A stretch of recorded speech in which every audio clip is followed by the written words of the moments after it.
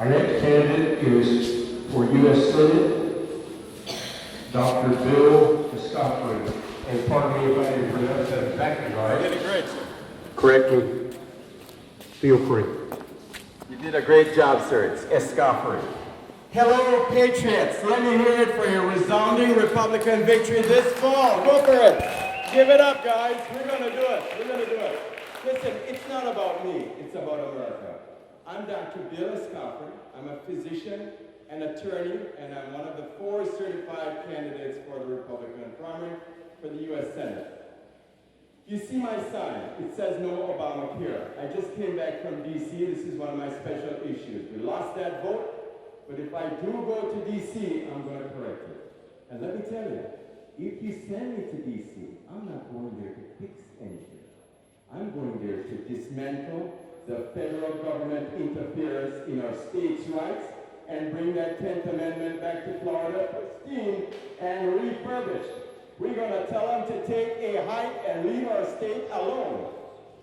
Let me tell you something about myself. You can tell by my accent that I didn't come from this country. I came from the island of Jamaica. Now, Jamaica is a little bit south of Cuba, and it is too far to swim. Moreover, I couldn't just walk over the border with my baggie of marijuana like some of these folks do from the south. I had to come here legally, and it took me 6 years to get here. And to do that, I had to become a Canadian citizen. And I'll tell you that when I walked over the border, drove over the Detroit Bridge, actually, on the 4th of July, 1975, I was carrying my medical diploma in one hand, so to speak, and my specialist certificate in the other. And I didn't come here for any handouts. I came to create my very own American dream. America has been awesome to me. I have 2 wonderful kids born here. I've had a very successful career. I still work as a physician full-time in Fort Walton Beach. I've lived 13 years in Florida. I was 10 years in South Florida Homestead before it blew away. I was a leader of the malpractice fight down there against the attorneys, and that's one of the reasons I went to become an attorney. I've lived in the Panhandle for over 3 years, and I feel motivated at this time to serve. I couldn't serve in the military. They didn't want foreign doctors at that time. But this is my time to serve. And let me tell you, America is facing some perilous moments now with the leadership in D.C. I'm not going to say anything to you publicly about Barack Obama. We'll speak privately. The stuff I could say from my heart would damage the Republican Party in the press. But we have got to understand that this man, his clear actions, has nothing to do with his skin color or his rhetoric or his teleprompters. His clear actions are going to destroy America. The financial package that he has put together, including the TARP, the cash for clunkers, the health care that now is going to be over $1 trillion, and the cap and trade is going to financially destroy this country. Even the Chinese don't want our money. Moreover, the foreign affairs package is going to enable our enemies to defeat us. Can you imagine that this man went to Europe on the very anniversary of the day that the Red Army invaded Poland and he pulled our missile shield away from Europe? What kind of a signal is that to send to our enemies? This is a guy who has prevented the Israelis from taking out the Iranian threat, and he didn't support that Iranian resistance movement. He goes and bows to the king of Saudi Arabia. He apologizes for American exceptionality. This is a man dedicated to the destruction of America, in my opinion.